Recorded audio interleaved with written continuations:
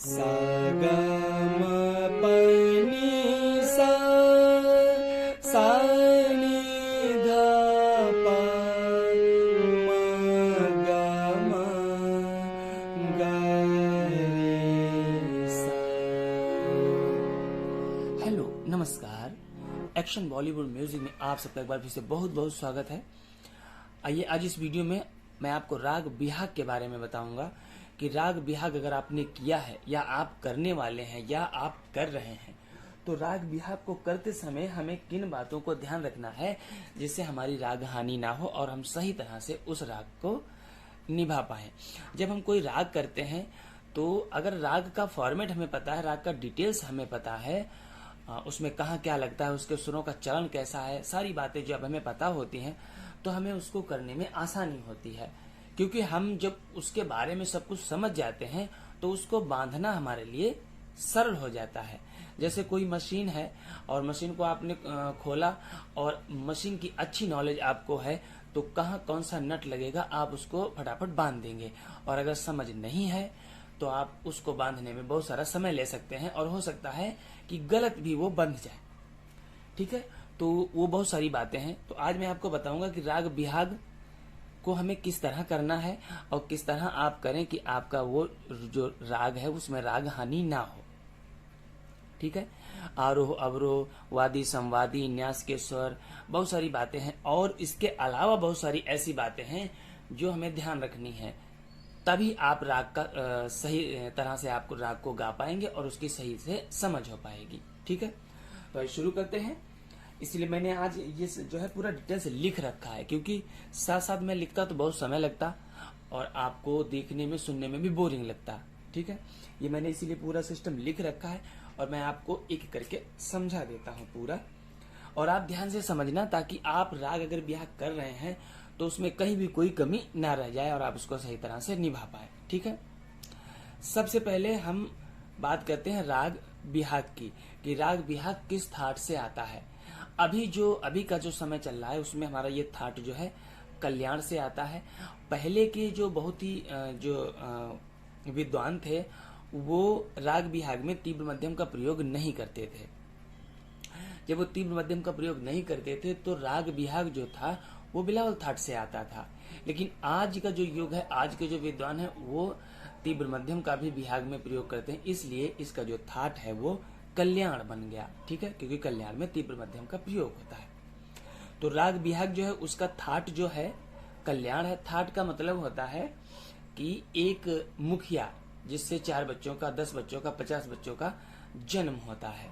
ठीक है, या कितने भी बच्चों को आप जैसे मान लीजिए, जैसे हम मान लें अनाथ आश्रम है, अनाथ आश्रम का एक मुखिया होता है और वो हजारों बच्चों को पालता है। उसी तरह जो है जो हमारा थाट होता है वो एक मुखिया है, उससे जो निकले हुए हैं या उनको जिनको वो पालता है वो उसके बच्चे हैं जिनको हम राग कहते हैं। ठीक है, उसके बाद आती है जाति। राग बिहाग जो है उसकी जाति हमारी है औड़व संपूर्ण वक्र। औड़व यानी आरोह में 5 स्वर, संपूर्ण यानी अवरोह में 7 स्वर। ठीक है, तो औड़व बोलते हैं उसको जिसमें 5 स्वर लगते हैं। इसमें जो हम आरोह करते हैं तो आरोह में 5 स्वर लगते हैं और अवरोह में 7 स्वर लगते हैं। तो इसकी जाति बनती है औड़व संपूर्ण वक्र।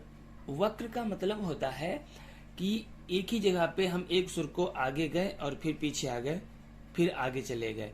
तो ये जो आगे पीछे का जो सिस्टम होता है उसको वक्र बोलते हैं। ठीक है, अभी आगे हम आपको बताएंगे कि वक्र क्या होता है, जो है हम गाकर भी बताएंगे। उसके बाद आता है वादी स्वर। वादी स्वर इसका है गा। वादी स्वर का मतलब होता है कि एक राजा जो दरबार जैसे होता है उसमें जो राजा होता है वो मेन होता है और उसी का बार बार नाम लिया जाता है, इसलिए इसका जो वादी स्वर है वो गा है। गा स्वर जो है वो सबसे ज्यादा प्रयोग होगा हमारा इस राग में। ठीक है, संवादी स्वर इसका है नी। अब संवादी स्वर नी का मतलब होता है कि गा के बाद में जो सबसे ज्यादा प्रयोग होगा वो नी होगा। ठीक है, तो ये हुआ वादी, ये हुआ संवादी। वादी है गा, संवादी है नी। वर्जित स्वर। वर्जित स्वर इसके आरोह में रे और धा, ये 2 स्वर वर्जित हैं। जैसे हमने यहाँ पे जाति ली थी औड़व, और उसमें से हम रे धा निकाल देते तो उसकी जाति औड़ बन जाती है। अगर इसको हम मिला दें तो ये भी संपूर्ण बन जाएगा। ठीक है, तो इसके आरोह में रे और धा का प्रयोग नहीं होता है। रे और धा आरोह में वर्जित है, अवरोह में वर्जित नहीं है। अवरोह में 7 स्वर लगेंगे। ठीक है, मध्यम दोनों लगते हैं इसमें, और दोनों मध्यम लगने का ये भी एक तरीका है। बहुत सारे राग ऐसे होते हैं जिसमें आरोह में शुद्ध मध्यम लगता है और अवरोह में तीव्र मध्यम लगता है, लेकिन राग बिहाग एक ऐसा है, इसके आरोह में भी तीव्र मध्यम लगता है और अवरोह में भी लगता है। ठीक है, आरोह में भी शुद्ध मां लगता है, अवरोह में भी शुद्ध मां लगता है। इसकी ये खासियत है।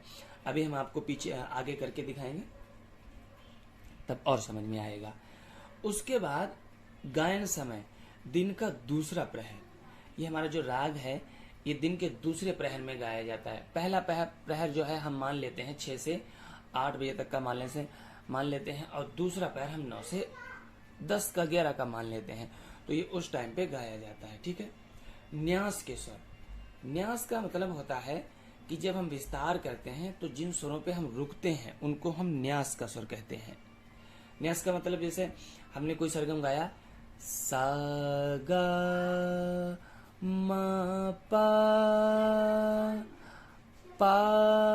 मा गा, अब हम पा पे रुके थे और गा पे रुक रहे हैं तो गा इसके, ये सब न्यास के स्वर हैं। ठीक है, सा गा पानी, 4 स्वर इसके जो है न्यास के स्वर हैं।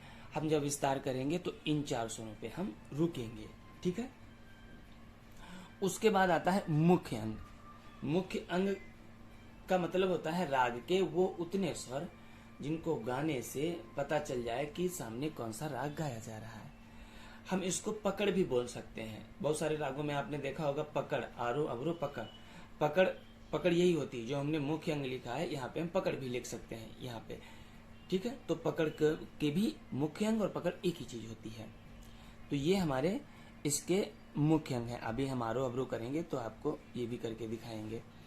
फिर इसके बाद आरोह अवरोह, पहले हम आपको पूरा डिटेल अच्छे से समझा देते हैं, उसके बाद हम आरोह अवरोह पकड़ करेंगे तो आपको और अच्छा समझ में आएगा। ठीक है, उसके बाद आती है राग वाचक स्वर। राग वाचक स्वर इसके हैं पा मा गा मा गा रे सा। ये जो फ्रेज है ये राग में सबसे ज्यादा प्रयोग होने वाला फ्रेज है, इसीलिए इसको राग वाचक बोलते हैं। राग वाचक का मतलब है कि उतने स्वरों को बार बार दोहराना, तो वो राग का रूप बन जाता है। ठीक है, उसके बाद में जो अभी हमने आपको बता भी चुका हूं ये बात, खास विशेषता आरोह में मध्यम से उठाव, जब हम आरोह में मध्यम से उठाव करते समय मध्यम तीव्र का प्रयोग होता है। अब ये किस तरह होता है?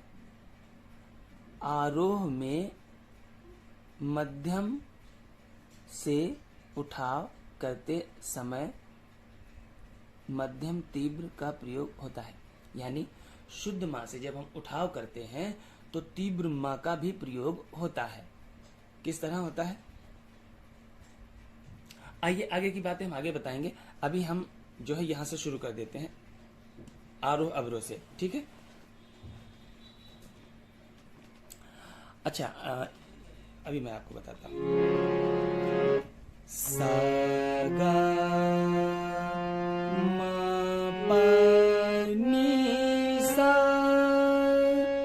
ये हमारा राग बिहाग का आरोह है। ठीक है, सा गा मा पा नी सा, सा नी पा सा नी धा पा मा गा मा गा रे सा।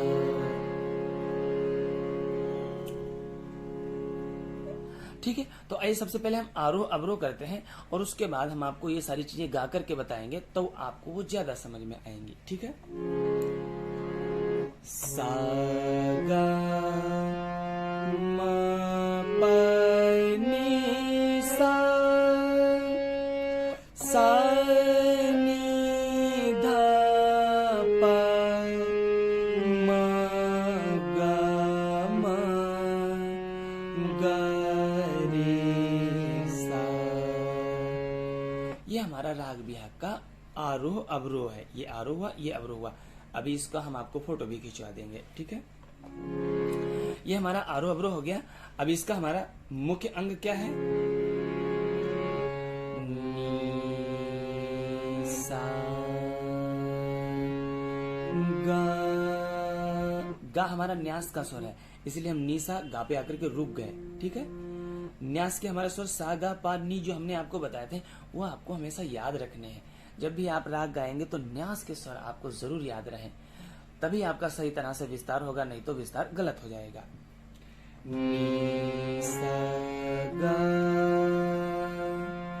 गा मा गा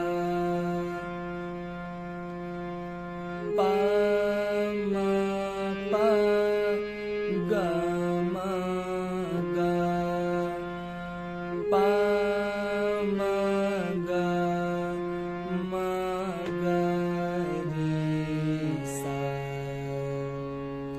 अभी देखिए पकड़ में बहुत सारी चीजें जो हमने आपको बताई थी वो सामने आ गई, ठीक है। जो हमने आपको राग वाचक स्वर बताए थे वो क्या थे? पा मा गा मा गा रे सा। ये हमारे जो राग वाचक स्वर थे पा मा गा मा गा रे सा, वही देखिए यहाँ पकड़ में भी वो प्रयोग हो रहे हैं, ठीक है। और जो हमने न्यास के स्वर आपको बताए थे नी सा गा, गा न्यास का स्वर तो हम गा पे रुके, उसके बाद गामा गा फिर न्यास का स्वर पे रुके, फिर पा मा पा गामा गा फिर न्यास के स्वर पे रुके, और फिर लास्ट में सा, वो तो न्यास का स्वर है ही, ठीक है, फिर न्यास के स्वर पे रुके। तो ये जो राग वाचक स्वर थे वो आपके सामने पकड़ में ही आ गए, ठीक है, क्योंकि ये सबसे ज्यादा प्रयोग होने वाले स्वर है। अच्छा, ये हमारा आरोह अवरोह और पकड़ हो गई। अब जो हमने आपको बात बताई थी कि आरोह में मध्यम से उठाव करते समय मध्यम तीव्र का प्रयोग होता है, वो किस तरह होता है, आइए वो भी देखते हैं। मा पा,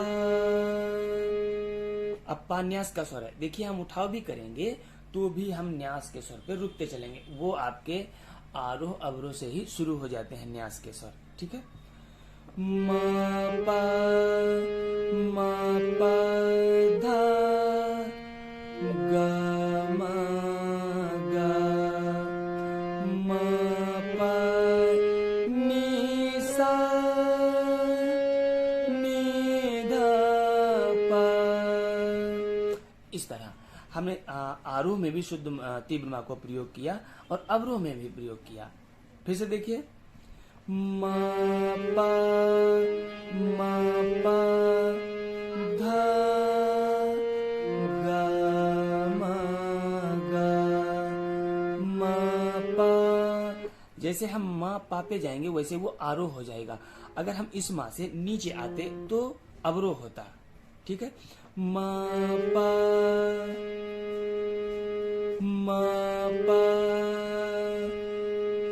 धा गा मा गा मा पा नी सा।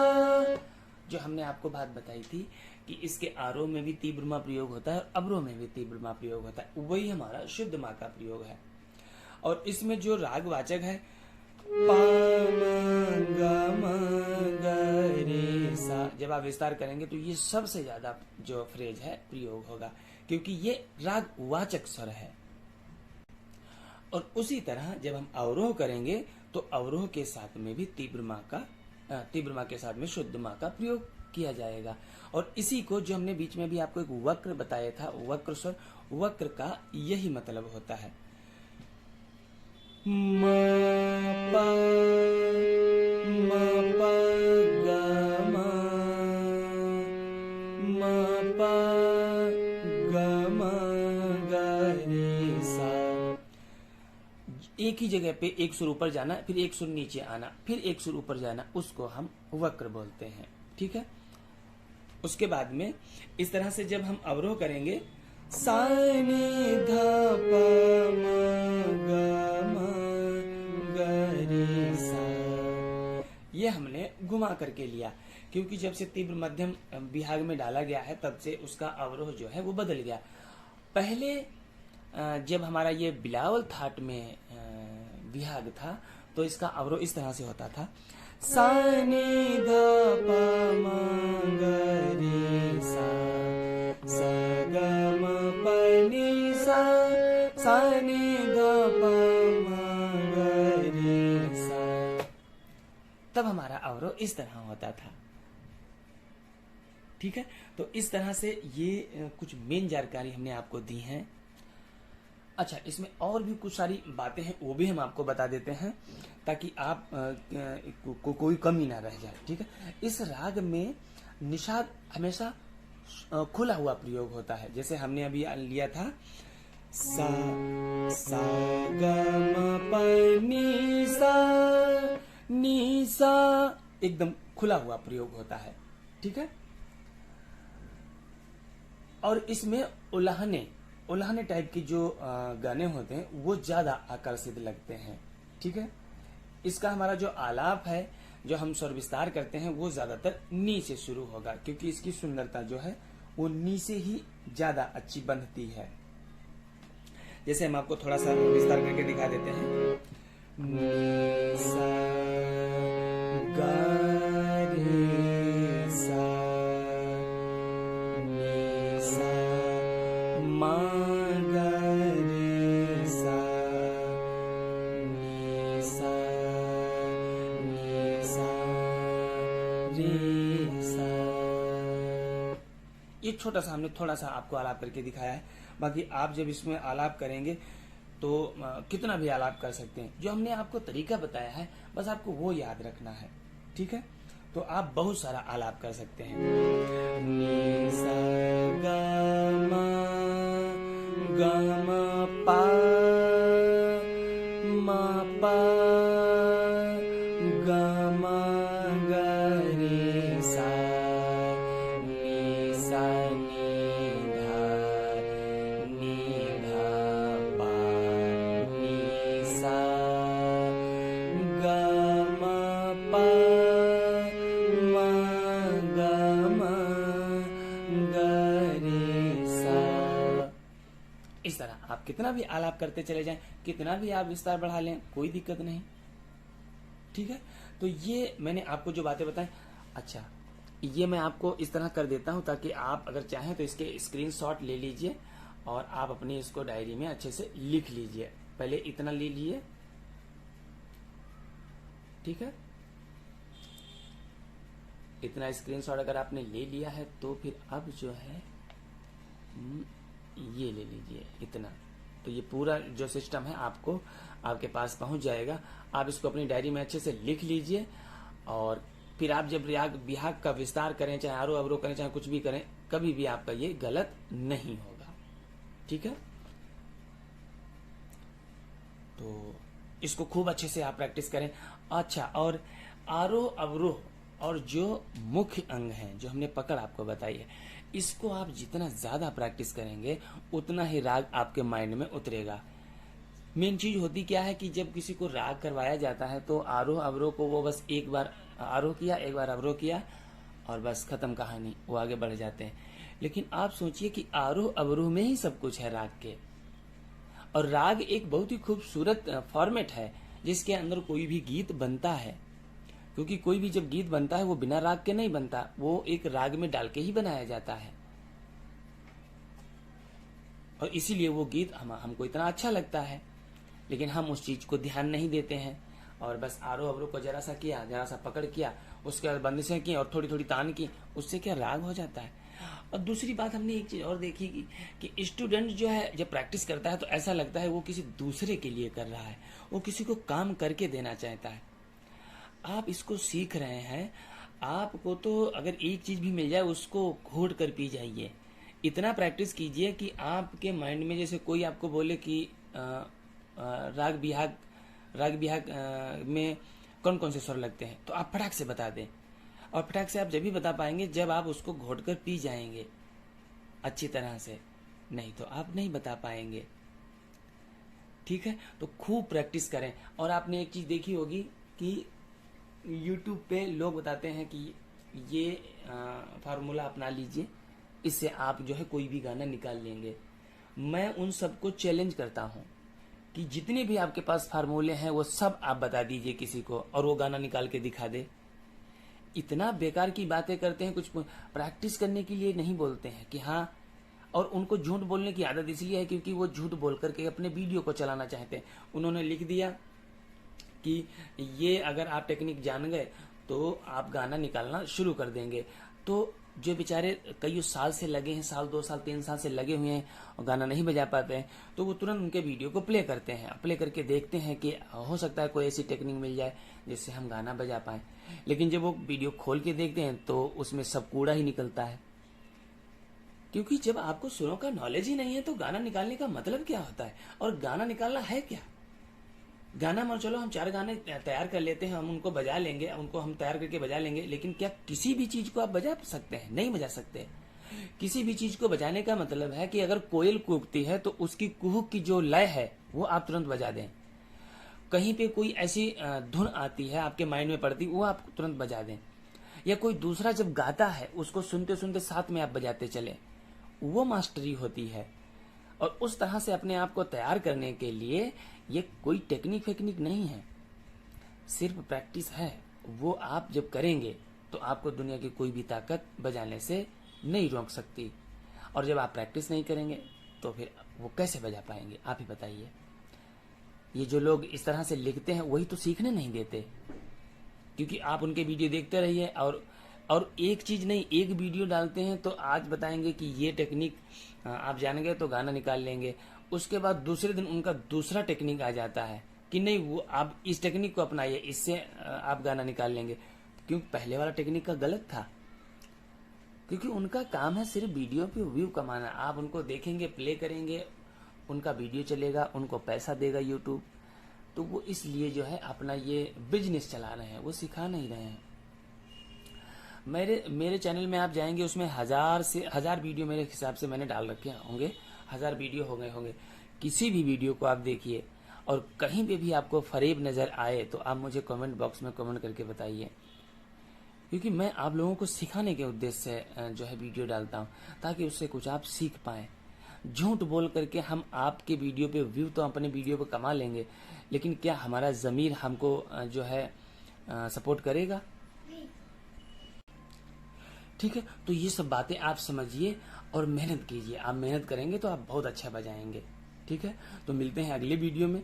और अगर आपने चैनल को सब्सक्राइब नहीं किया तो जरूर कर लीजिए। इसमें बहुत सारी आपको वीडियो मिलेंगी, रिदम की वीडियो, ताल की वीडियो, नोटेशन की वीडियो और रागों की वीडियो, तो उनसे आप बहुत कुछ सीख सकते हैं। ठीक है, और अगर आप प्रॉपर सीखना चाहते हैं तो आप क्लास ज्वाइन करें। मेरी क्लासेस ऑनलाइन होती हैं, आप घर बैठे ही अपने घर बैठे ही बहुत अच्छी तरीके से आप सीख सकते हैं। और मैं खुद ही आपके साथ बहुत ही मेहनत करता हूं, लेकिन आप जब तक प्रैक्टिस नहीं करेंगे तब तक मैं क्या कर सकता हूं। क्योंकि मैं आपको कोई भी चीज बताऊंगा, कोई भी अलंकार बताऊंगा, जब तक आप उसको खूब अच्छे से प्रैक्टिस नहीं करेंगे उसका असर तब तक नहीं होगा। और उसमें फिर अगर आप प्रैक्टिस नहीं करेंगे तो फिर हम भी कुछ नहीं कर पाएंगे, क्योंकि हम तो आपको एक रास्ता ही, सही रास्ता दिखा सकते हैं, सही चीज बता सकते हैं कि आप ऐसा करेंगे तो आप जो है अच्छा बजा पाएंगे। और करना तो आपको ही है। ठीक है, मिलते हैं अगले वीडियो में, तब तक के लिए नमस्कार।